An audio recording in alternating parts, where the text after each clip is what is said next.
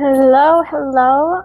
I think we are just waiting on the previous stream to come to a close, so we're just going to hang out here for a minute while Savi finishes up and just do a little bit of a jitters check. How are we doing? Are we fidgety today? I'm a little fidgety right now. I don't know why. Well, I do know why, but that's a whole discussion. So we're here and we're just gonna wait because I know that the stream previous to mine is finishing up and I don't want to start until everyone who wants to join has the chance to. So for now, I'm just going to welcome those who are trickling in. So hello, Devin. It's so nice to see you. I haven't chatted in a while. Hope you're doing well. Hello, Matthias. I'm so glad you're excited. I'm excited to be here presenting this topic. Oh, hello. Yeah, so we're just gonna wait for a minute here.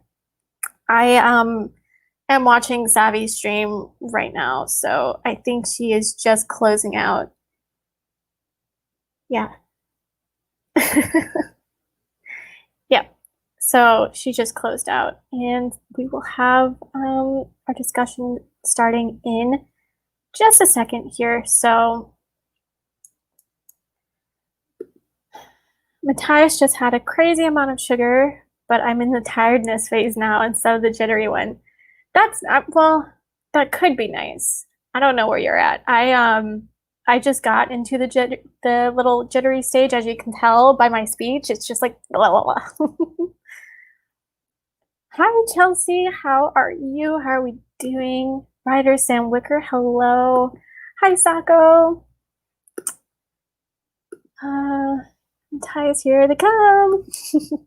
Hello, Charlie. It's so nice to see you.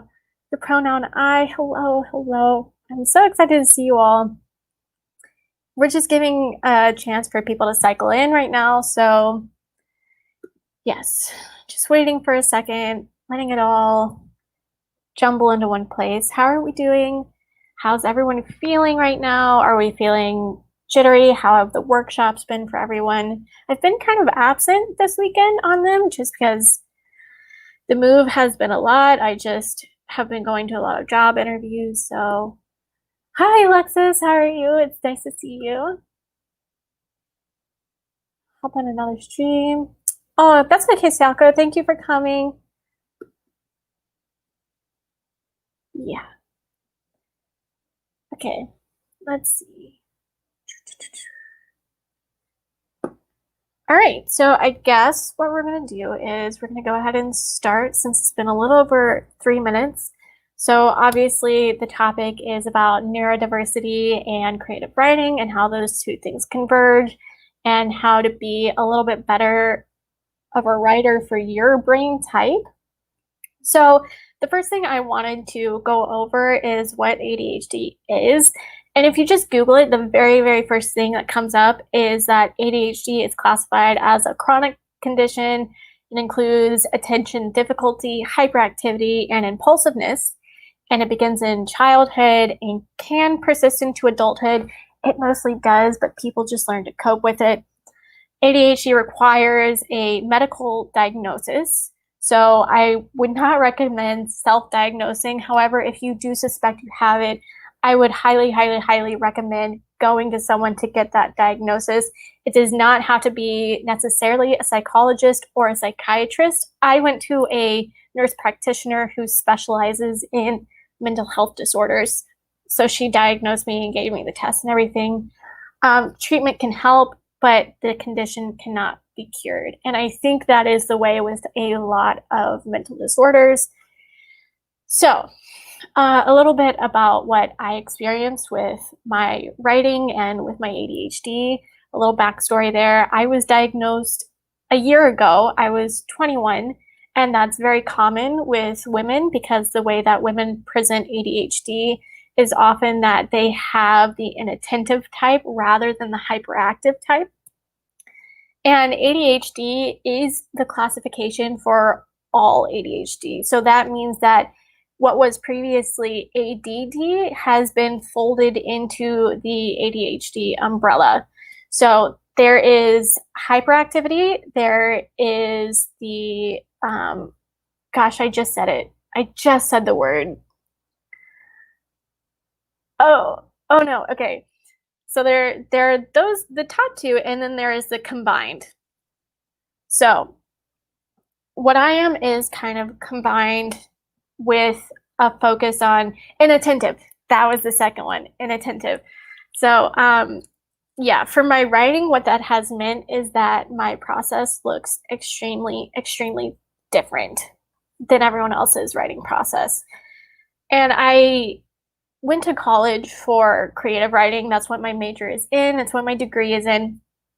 And what I realized is that my teachers were giving me all these books to read on the writing process and the structure of stories and the way that you should go about writing. And all of these books had slight variations of each other, but they were all very similar. And I found that I couldn't follow those guides. For me, they didn't make sense. They didn't work. And so I figured out that I had to make my own process. And my own process does not look like sitting down to write all the time. Sometimes it means I need to go up and down the stairs 15 times, or I need to play with my dog, or I need to paint for 8 hours and then sit down and write. And there are a lot of things that go along with ADHD that could be really, really helpful to the writing process. So there are things like hyperfocus, which some people may experience. I don't often experience hyperfocus. I know that a lot of people with ADHD do, and it is extremely helpful for those brains. For me, that happens once in a blue moon on my writing. Oftentimes, I'll hyperfocus on cleaning. And just to be clear, I don't get to choose what I hyperfocus on. I know a lot of people explain hyperfocus as their superpower. It helps them get what they want done, and often it's what they're interested in. For me, it's a little different. I hyperfocus when I'm trying to procrastinate. So what this all means is that I have slowly figured out how to write for myself. And that means that I don't follow typical structures. So often you're told not to edit as you go. You're told that you need to have the plot of your book mostly figured out. You know, a lot of people are pantsers. I would say I'm a pantser to the extreme. I don't know almost anything besides the first sentence of the story most of the time. And it also often means that I write shorter stories or flash fiction. And that is the way my brain has always worked. I've changed from story to story. I often have 5 or 6 things going at the same time, and sometimes they're on the back burner for months at a time. I know the story I'm writing right now has been in the back of my mind for a very long time, and for some reason I can't not write it, but I also can't write it, so I've been trying to figure it out and been struggling with that. So there are some questions that I asked you guys that I'm going to pull up on my phone. One of the questions was, explain good and bad ways that authors portray ADHD characters.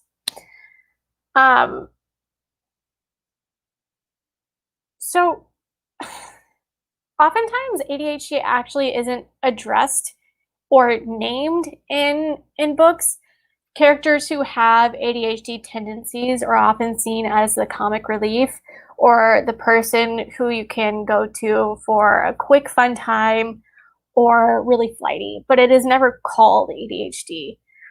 At least almost never. Of course, it's not in every book that they do this, but I have noticed that a lot of my personality traits are often seen in just comic relief characters because they aren't taken seriously because they bounce around from subject to subject so much and they have ideas that connect in odd ways.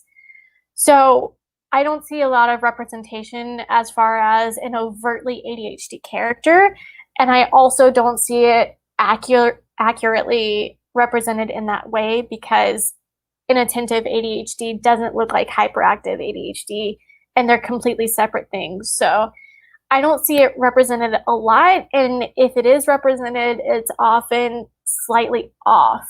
Like if there's a character who has overt ADHD, they will always have the ability to hyper focus on whatever they want. That might be true for some people with ADHD. I've never experienced that. I've never met anyone who experiences that. And it's not the full picture. I don't think that they show the emotional struggle that often occurs with ADHD, where you feel like even if you did hyper focus, you feel like you failed at your goal. So characters often fall short of the complexity that ADHD brings, and it often simplifies a character rather than adds diversity to them, if that makes sense. Let's see. Some people are trickling in. Workshops are awesome, but my brain is complete mush. That's okay. We're going for a chatty one here. So I'm sort of answering some questions, going over the writing journey and ADHD. So it shouldn't be too much of a mind melt. Hello, Haley. Hi. Hi to Mama. Nice to see you. Attention deficit. Yes, it is. Attention deficit hyperactivity disorder. Inattentive. Yeah, that was the word I was looking for. Thank you, Matthias. Hyperfocus sucks for OCD. Yeah, hyperfocus does suck for OCD, and that is another thing I would want to go over. I don't know how long I would be able to talk about it, but oftentimes ADHD is paired with other mental differences, other neurodiverse entities. So ADHD and OCD are often found together. ADHD and anxiety and depression are often found together. These are all things that can interact. Medication often can't be taken if you have ADHD, depression, and anxiety. You have to choose if you want to treat the anxiety or the ADHD. So it's really, really tricky, and they can make each other worse. They can exaggerate the flaws of the other neurodivergent process. So yeah, I feel you, Sako. I know how that is. Alexis's first short story just hit Amazon. It is called Faded, and it is under the name Alexis Spriggs. That is so exciting. Congratulations, Alexis. If the topic were extended to neurodivergence and lesbian autism, I would have a lot of random. Yes, please do. I was watching one of How to ADHD's video about the overlap with autism and ADHD, and there is a lot of overlap. I know that sensory overload doesn't happen to just autistic individuals, and it can happen to people with ADHD. The social issues that go along with ADHD can also happen in those with autism. There is a ton of overlap. So if you would like to add to that, I would absolutely love to address it, because I do know that there is a lot of similarity there. I see more bad autism representation than I see any ADHD representation. Yeah, that's true. There is a lot of terrible autism representation, and that's because it's both named and being represented by those who haven't done enough research, I don't think, or haven't had enough sensitivity readers on the matter. When it comes to ADHD characters, they're often not called ADHD at all. They're just put out into the world as quirky characters. Brennan, I'm so glad you're here. Yoo-hoo! And Kate!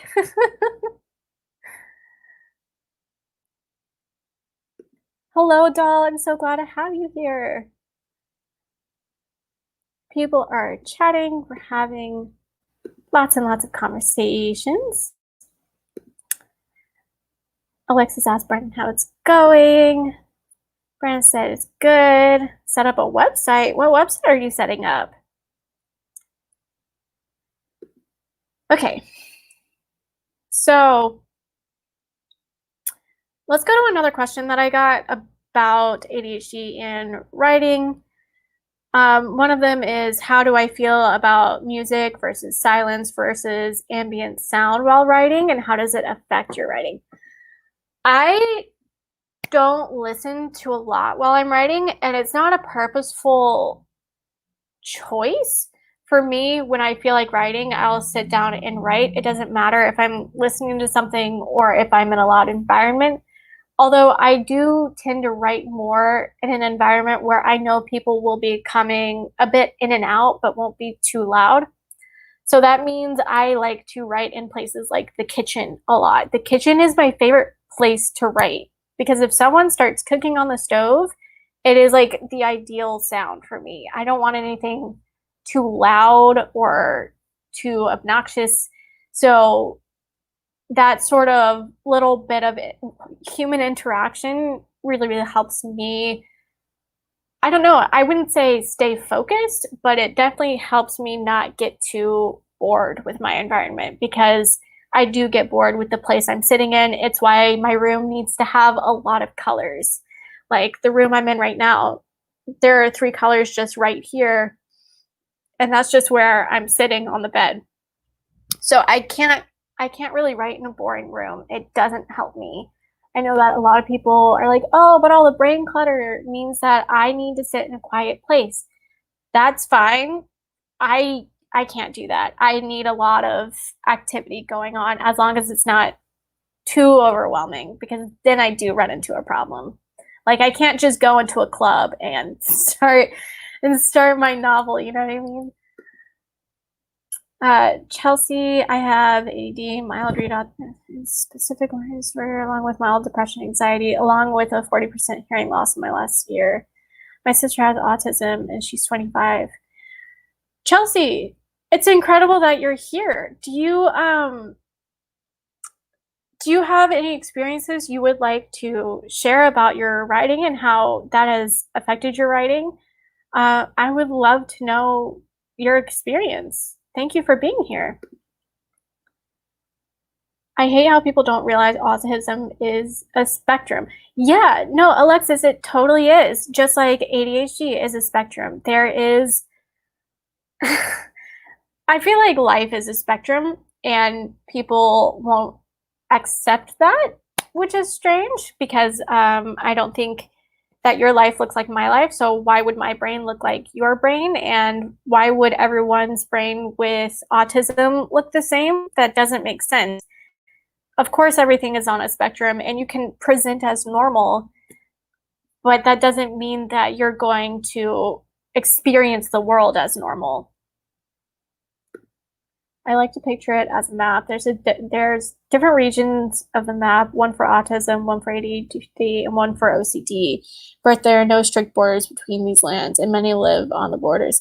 Yeah, no, that's so true, Matthias. A lot of people have a lot of pathways between a lot of neurodiversity. For me, the 3 diagnoses that I have are the ADHD, which is my main one that I focus on and that I take medication for, anxiety and depression.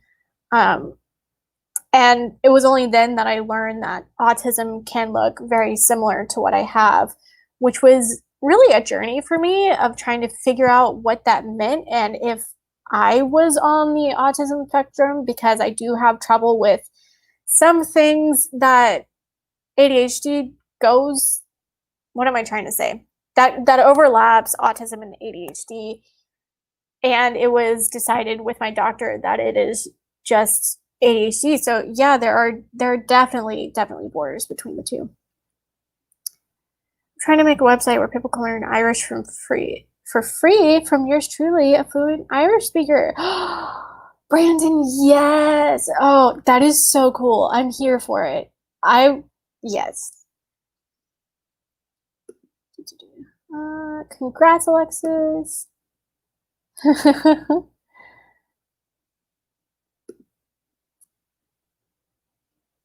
I thought no one used that term medically anymore. I thought the same thing as well, Matthias. Chelsea, do you know the official diagnosis. Is that the name that you were given? I'd like to know. My sister was given that same diagnosis when she was very young, before they changed the terminology. I think it's changed anyway. It might not be, but she was given that diagnosis as well, although I don't think that's what she calls it anymore.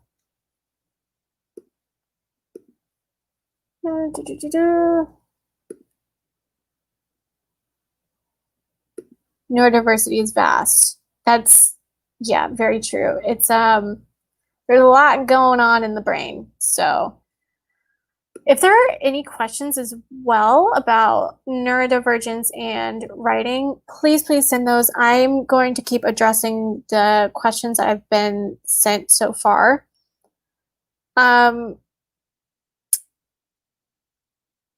So one of the questions is how to stay focused or on track while writing. I think it's a common misconception that you even need to do this. Hear me out. Okay, so for me, I can't stay focused or on track while writing. I have to have a lot going on. I have to be painting. I have to be writing. I have to be exercising. I have to be active with an animal. I have to talk to other people. I cannot sit in a room for hours and hours writing. That just will never work for me. I cannot focus on one story at a time. I need to bounce between things. So if you're a neurotypical brain, for you, staying focused might mean just getting something like a fidget cube. I have a fidget cube. Sometimes it works, sometimes it doesn't. It really depends on the day. But I don't think that staying focused is one of the criteria of writing. And I think that is something we're taught that we have to unlearn ourselves, because being creative is about being able to connect ideas that seemingly don't connect but make sense once you do connect them. So I would answer that question of how to stay focused and on track by saying don't try to. Go where your head leads you, and then as you go, you can edit it. I cannot, another thing I cannot do is edit after I've written. I have to edit as I go. Otherwise, it doesn't make sense and my ideas don't connect, and I just don't like it, and I will lose interest if I do that. So go where your brain goes and see where that leads you, and then clean it up as you go so that it makes sense. I really cannot recommend enough following your intuition. I think it's a creative journey of the neurodivergent person to accept their process as it is rather than what they're told it should be. There is a huge difference between the neurodiverse brain from the neurotypical brain. It's why we have these diagnoses. It's why I don't know if you guys take medication for it. It's why I take medication for it. So I really think that I can't answer the question of how to stay on track because I don't stay on track. I like jumping around, and I think that adds to the creativity of what I produce. I think that more neurodiverse writers need to be published because I think there are a lot of stories that are crazy, wacky, awesome, amazing that haven't been published because people are scared to put out work that's a little bit out there, a little bit just like all over the place, but still is also cohesive at the same time. So yes, that's my answer to that question. Don't try to stay on track, just follow your own track. I guess that's how I word that. Let's see. I'm gonna try to spin this on.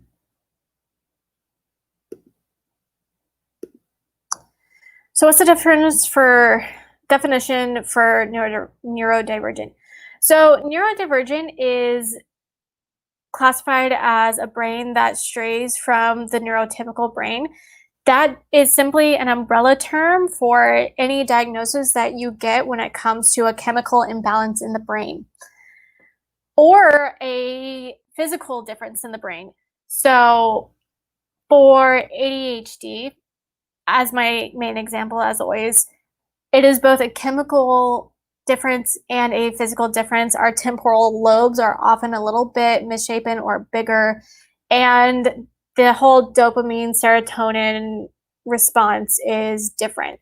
So for anyone else, like for autism or for certain types of schizophrenia or for anything that strays from the typical brain, this is also sometimes, it includes sometimes things like depression.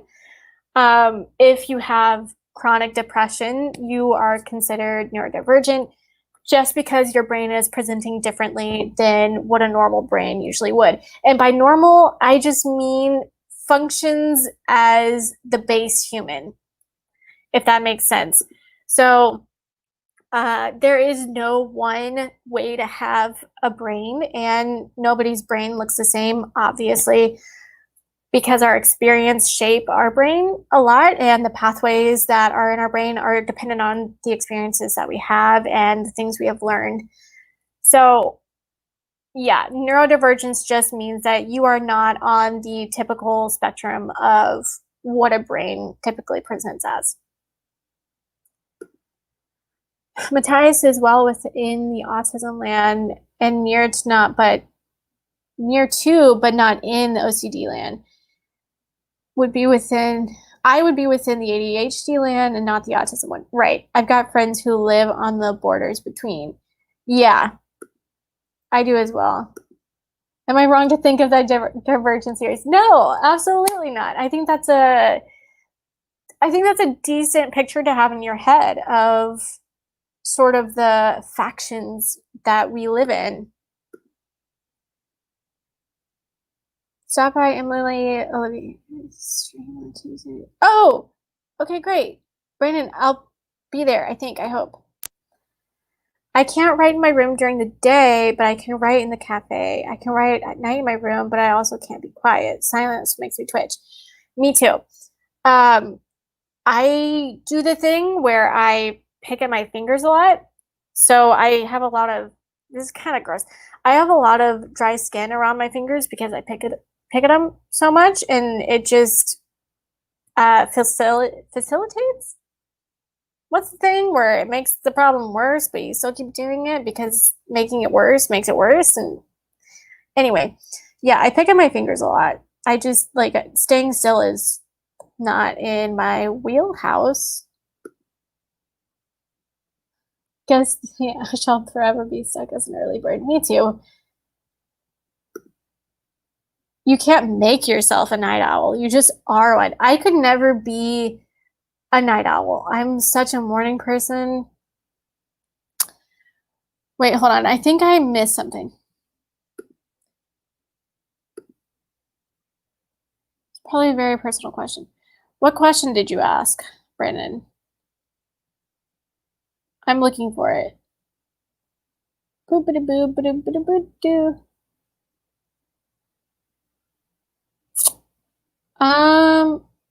Brandon, I can't find your question. Even if it kind of is a personal question, I prefer answering them just because I like for people to learn about these things. I don't want there to be a sort of secrecy around it. So if you want to tag me in the question you asked, I don't know where it is. Alexa said it was a very good question and I missed it. Where did it go? Okay, well, we'll figure it out. We'll figure it out. I need meds, so I'm happy and don't murder. Called antidepressants. Without them, I can't control my emotions and they go crazy. Yeah, see, so things like antidepressants and medications that treat ADHD are often mood stabilizers for people with those disorders. So I totally know what you mean. I'm often much more calm and as well as focused. I'm calmer and happier when I do take my medication versus when I don't. It stabilizes sort of my erratic emotions, which changes which change depending on what situation I'm in. I'm very reactive to my environment when I'm not on them. I have been struggling with writing as I get distracted very easily. Me too, Chelsea. I think it's important to realize that you can't always be turned on to writing. You have to give yourself a break. There is not one correct way to write, despite what books will tell you. And you have to find the process that is healthiest for you. For me, I know that I often have to take weeks sometimes away from my writing and write other things or do other creative things just to get back into a mindset that is healthy for writing. Do you find that you write quicker / better when you just write when you feel the inspiration, or when you give yourself a set time to sit down and write? This kind of works inversely for me. So if I give myself a set time to sit down and write, I will often use that time to stare into space and do nothing, or doodle, or fidget with my socks. However, if I give myself free time to roam, I'll do the same thing and get to it eventually. I don't know if that makes the most sense, but neither of them necessarily work all the time. It depends on the day. Sometimes giving myself a time frame does work. There's also this whole thing. Okay, let's just go off on a small little tangent here. There is this thing, okay, where people are like, you need to find your most creative time of the day and then set that time aside to do your creative thing. And that's amazing for some people. I'm not going to discount that. I don't know my most creative time. I thought it was morning, and then I tried to wake up in the morning, and it was not. I was grumpy, and I didn't want to do it. And then I thought maybe it's late at night. It was not. I was grumpy. I didn't want to do it. Then I was like, maybe it's just mid-afternoon. I was not. I got tired. I got hangry. I just wanted to eat all the food and sit on the couch. So for me, I don't have a most creative time of the day. I have times when I feel creative, and that's when I need to just sit down and be creative. So it is sort of when the inspiration takes you, but I try to look for inspiration daily despite the time of day that I'm in. I just want to know you've already got me rethinking the entire way I write and consider my productivity, so thanks for that. I'm so glad, Matthias. That makes me really happy. That's what we're here for. Please don't hide from what you feel is right for you in your writing. Rebecca is understanding time. People, get your notebooks. We can start coding. Oh, thank you, Brandon. That's so sweet. I really wanted this to be helpful for people, so I hope it has been so far. We're about halfway through. I think I have some more questions. But again, if you have any, please ask them, and don't be afraid to ask them. I'm not easily offended, so just ask them. Like, maybe instead of trying to focus, to make myself focus on a task, I need to consider controlled distractions. Yes, Matthias, that is a great way to put it. That is an absolutely wonderful way to put it. I'm sorry, I keep getting distracted. I can see dry skin on my nose and my peripheral, and it's... Anyway, consider controlled distractions. Yes, that is going to become, Matthias, you're a genius. That is going to become my new motto for my channel. Consider controlled distractions. Consider finding a side creative pursuit. Consider, I don't know, exercise. Consider something, because that has honestly been the best thing for my writing, is doing anything but writing. Honestly. For instance, right now I'm feeling myself drifting away from the stream, so I might put on music in the background to stimulate my brain and allow me to still focus. Yeah, I feel you. And if that is the case, then absolutely go with what you feel is best for you and not what people tell you is best for you. Because at the end of the day, it is very difficult for a neurotypical brain to tell you what's the best process for your neurodivergent brain.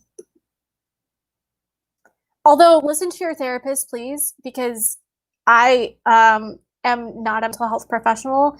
I just feel like I do understand a neurodivergent brain a little bit, and I know that this is advice that has worked for me. Alexis, your depression and anxiety, so I'm probably neurodivergent.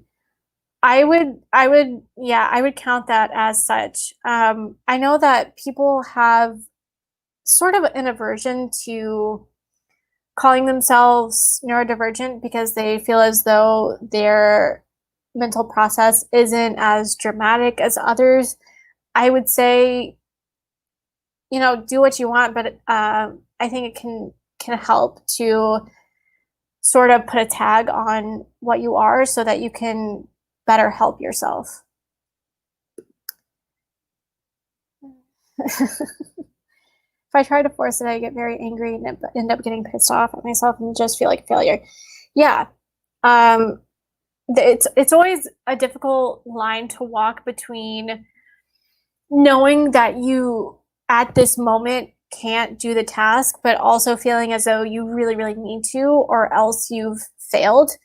I've been going through that a lot in the past couple of weeks with just my YouTube channel and everything. It's been really difficult to get myself to make videos. And obviously, people are super supportive and say, post when you can. And that's really, really incredible of people, but it's also really hard not to feel like a failure at the same time. I don't even know what I am. I just know I find it hard to relate to humans. Yeah, the pronoun I don't know what that would be called, but yeah, I would be interested to figure out if there's a name for that.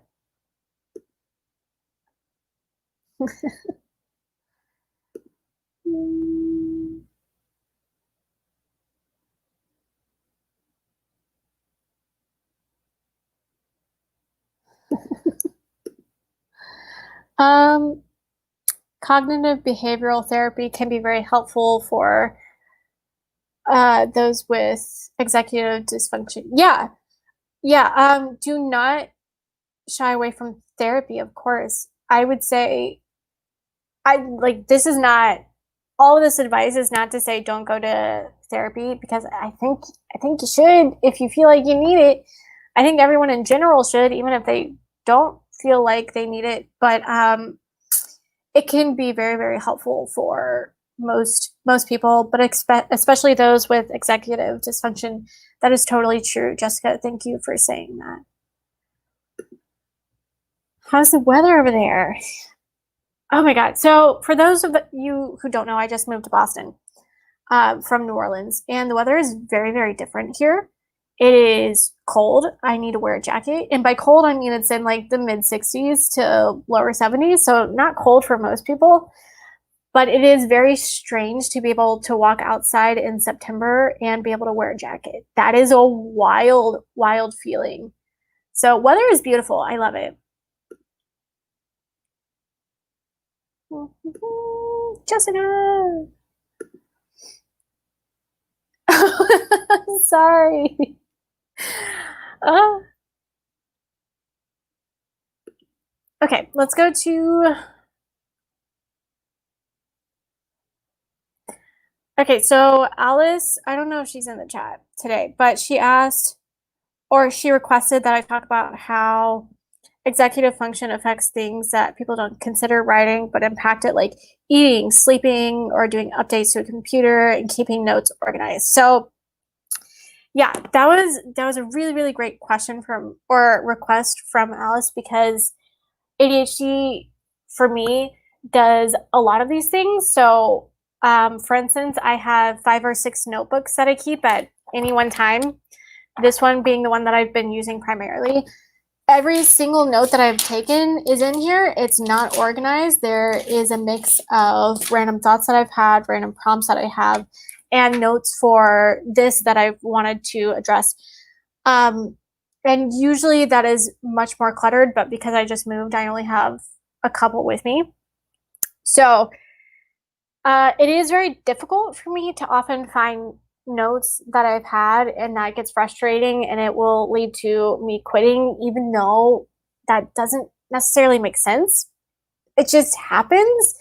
And I don't know exactly how to combat that. I know that it has made me extremely organized in other areas. Like I keep 5 or 6 planners at once. Oh, excuse me. Because I do need constant reminders to do things.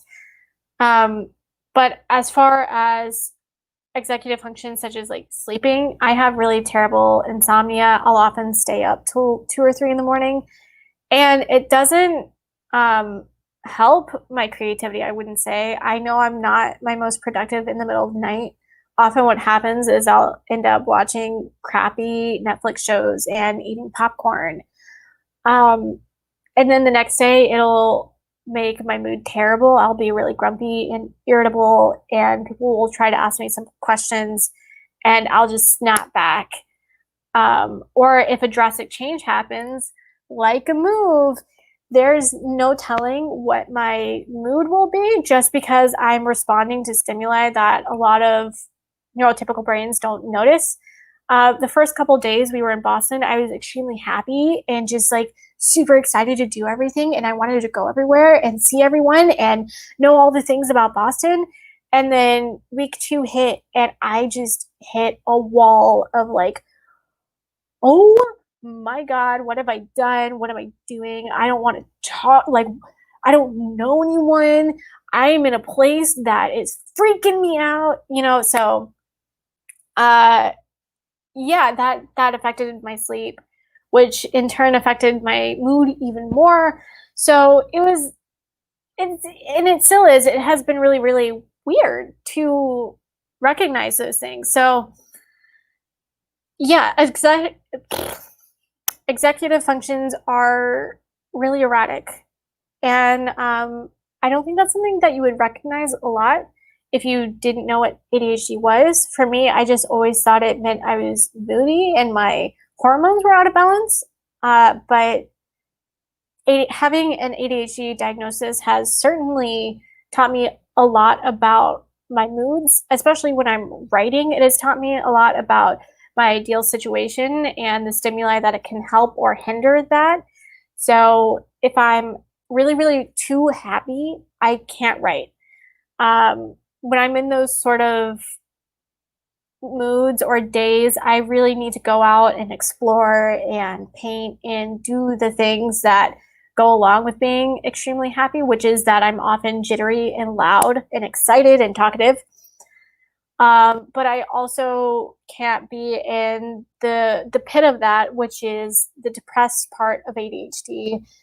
So I need to be somewhere in between those two, and finding that gauge often depends on what I eat and how I sleep. Of course, things like diet and sleep affect everything, as well as exercise. Exercise, by the way, helps a lot with executive function. I would so recommend just going on walks. That's why having a dog is great for me. It keeps me on a walking schedule. So yes. My point of view is that everyone has a mental illness. There's just ones of us who admit it.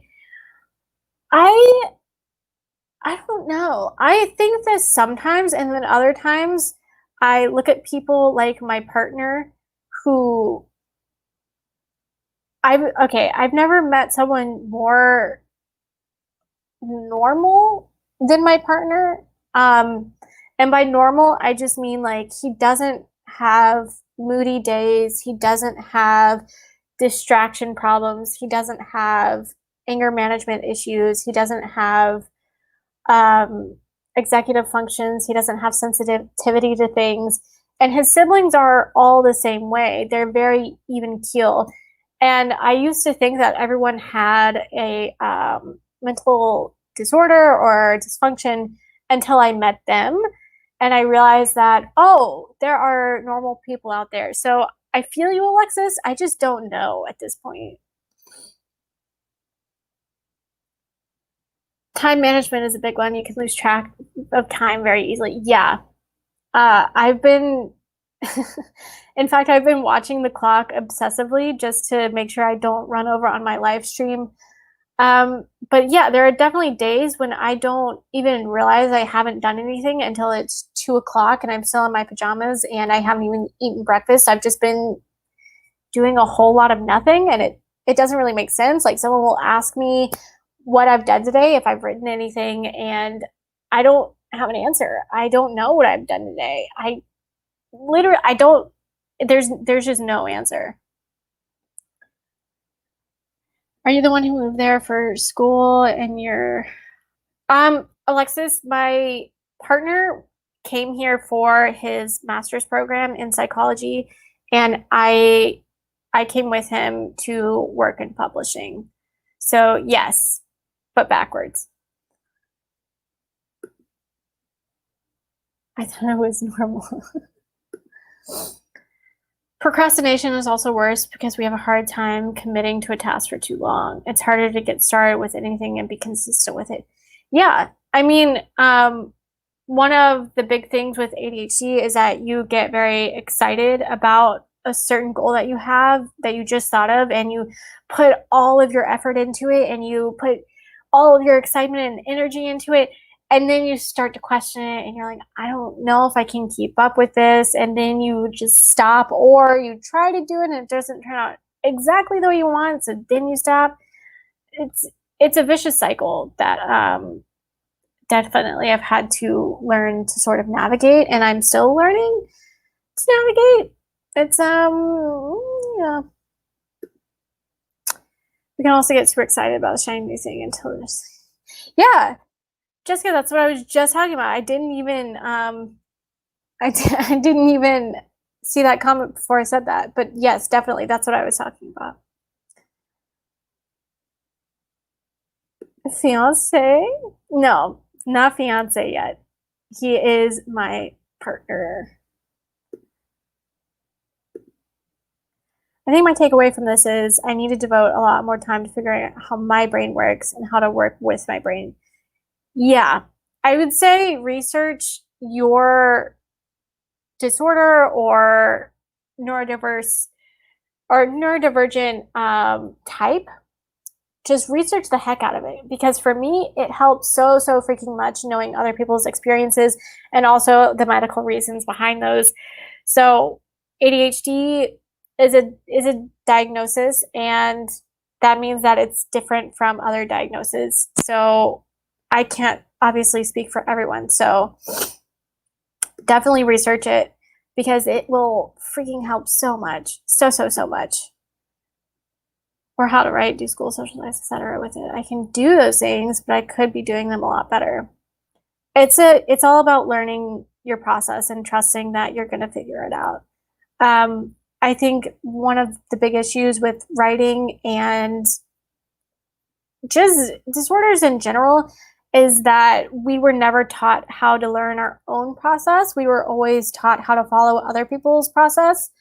Like Stephen King just put out a really great book on writing, and there's Save the Cat, and there's Writing in the Dark. There are a ton of books on craft and things like that that just people will use as examples of what you should do, and it's not going to work in the way that you think it will all the time. It might help a lot of people, but I know that they haven't helped me all that much because my brain doesn't work in the same way theirs does. I don't have an answer. I don't know what I've done today. Yeah. I lose hours. I do too. LR Archer. I don't know if I said hi. Hi. I don't know when you came in, but hi. I'm glad you're here. I don't have an answer. I don't know what I did. Could be more. There's just things that are. Yeah. Something really important too is that a neurotypical brain can experience moments of neurodiversity. There isn't one rule for how a neurotypical brain works. There are a lot of people who say, oh, that's my OCD moment or my ADHD moment. And it's like you had one symptom of a whole disorder. I mean, I get what you're saying, but also like don't diagnose yourself with that, especially if it was just a moment. and it's not a typical recurrence for you. You know what I mean? My partner's the most normal person I've ever met. Odd compliment out of context.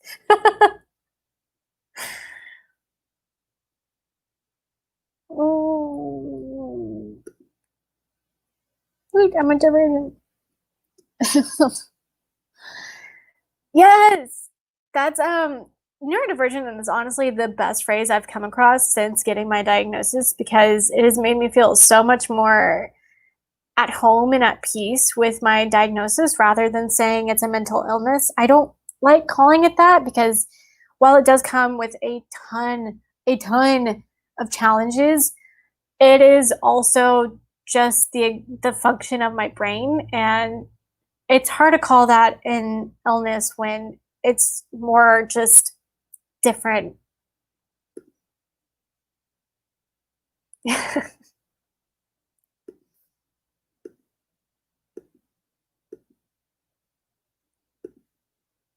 When did you have a YouTube channel? Who is? Please don't take this the wrong way. But who, gallant soul, who are you? Because I don't, like, you're so excited and I'm excited to have you here, but I don't know. um, I've had, to answer your question, gallant soul, I've had a YouTube channel for about a month now. So yeah, been here about a month. Little baby channel here. We weren't taught how to function with our brains. We were taught how to function with others' brains. Yeah. And we were taught how to function as if we had those brains.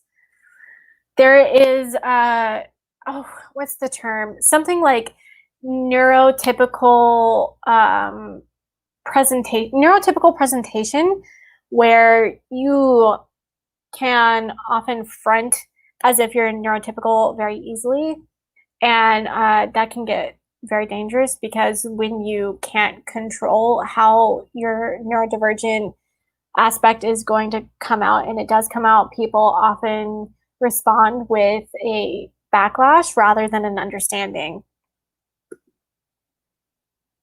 Only a specialist can tell you if you have a disorder. I thought I was just depressed my whole life. Then I found out about ADHD through my boyfriend. It turns out I'm ADHD and bipolar. Yeah, that is very true.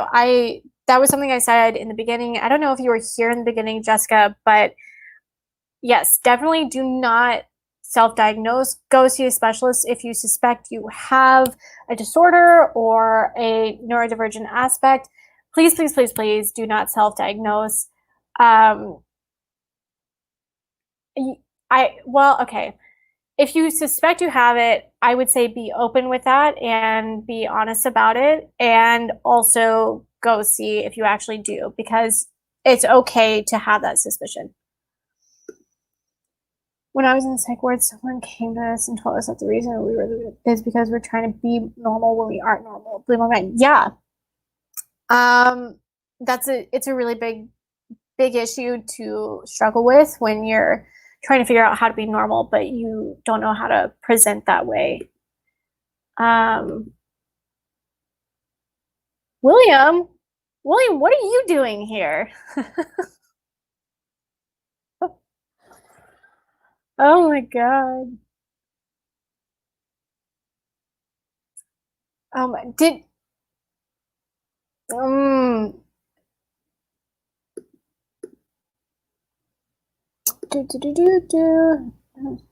story. That's okay, Jessica.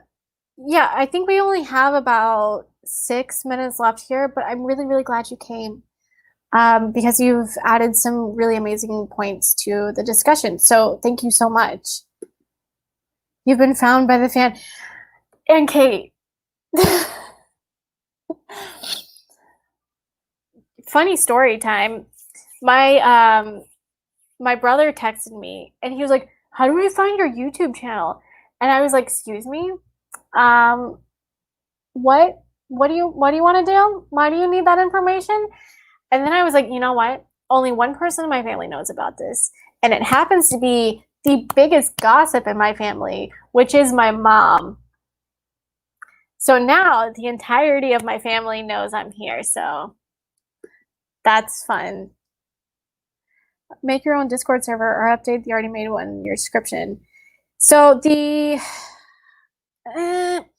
I've thought about making a Discord, but I'm in so many writer Discords already, and I'm not sure making my own would have necessarily a big benefit unless we wanted to do a neurodivergent writer Discord. I would be interested in making one of those for those of you who would want to join.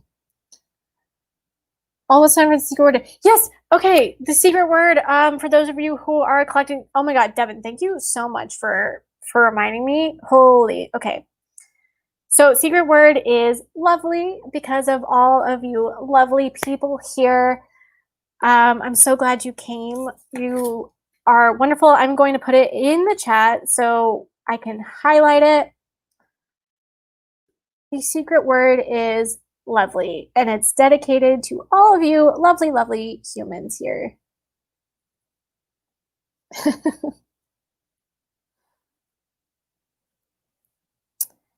Okay, so yeah, secret word, lovely.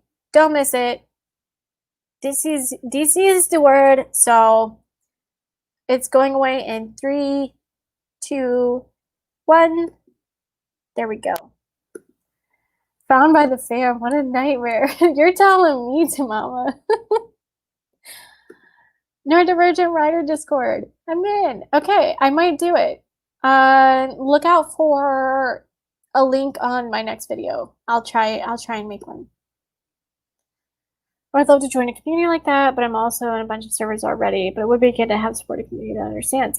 Yeah, I mean, even if it's not, you know, the most active thing, it might be nice just to have something like that to reach out to when you're having a difficult day with whatever you're dealing with. Make the Discord. I will, Alexis. I will. I'm gonna do it. Thank you, Devin.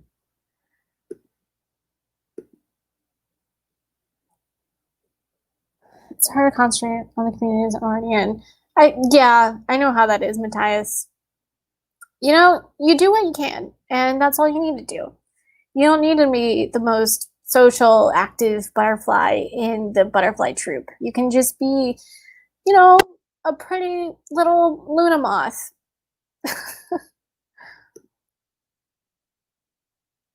The only way we'd all survive such a server is probably if it isn't that active. Yeah.